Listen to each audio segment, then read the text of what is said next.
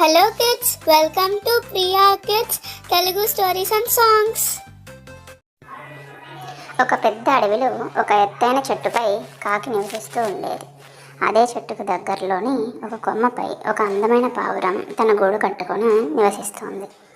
మొదట ఇద్దరు ఒకరికొకరు తెలియకపోయినా రోజులు గడిచే కొద్దీ మంచి స్నేహితులయ్యారు. ప్రతి ఉదయం పావురం మధురంగా కూస్తూ శుభోదయం కాకి అని పలకరించేది. కాకి నవ్వుతూ శుభోదయం పావురమా అని పలుకుతూ ఉండేది. ఇద్దరు కలిసి ఆహారం వెతకడము, నీళ్లు తాగటము, చెట్టుపై కూర్చుని కథలు చెప్పుకోవటము చేస్తూ ఉండేవాళ్ళు. వారి స్నేహం రోజు రోజుకి చాలా గాఢంగా మారింది.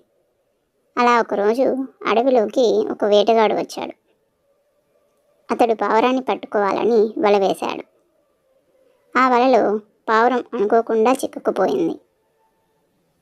పావురం భయంతో కాకి కాకి నన్ను కాపాడు అని కేకలు వేసింది.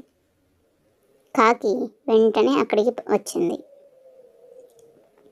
అక్కడ పావురం ఇరుక్కున్న వల చాలా బలంగా ఉండటంతో కాకికి ఏం చేయాలో అర్థం కాలేదు. కానీ కాకి తెలివిగా ఆలోచించి తన స్నేహితుడకు ఎలుకను పిలుచుకొని వచ్చింది. కాకి ఎలుకతో, నా స్నేహితుడు పావురము వలలో చిక్కుకుపోయాడు, దయచేసి నాకు సహాయం చేయి అని చెప్పింది. ఎలుక వెంటనే కాకితో పాటు వచ్చి తన పదునైన పళ్ళతో వలను కొరికేసి కొద్దిసేపట్లోనే వలను మొత్తం తెంచేసింది. పావురం స్వేచ్ఛగా బయటకు వచ్చి ఆనందంగా ఎగిరింది. అది కాకి మరియు ఎలుకలకు ధన్యవాదాలు తెలిపింది.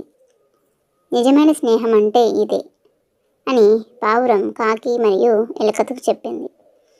కాకి నవ్వుతూ స్నేహితులు ఎప్పుడు ఒకరికొకరం సహాయం చేసుకోవాలి అని చెప్పింది. అప్పటి నుంచి కాకి, పావురము, ఎలుక ముగ్గురు కలిసి మంచి మిత్రులుగా జీవించాయి. ఈ కథలో మనం తెలుసుకోవాల్సింది ఏంటంటే, స్నేహం కష్టకాలంలో ఎంత బలమైందో అనేది తెలుస్తుంది. మనం కష్టంలో ఉన్నప్పుడు ఎవరైతే మనకు సహాయపడతారో వాళ్ళే మన మిత్రులు. Thanks for watching. వీడియో నచ్చితే లైక్ చేసి, షేర్ చేసి, కామెంట్ చేయండి.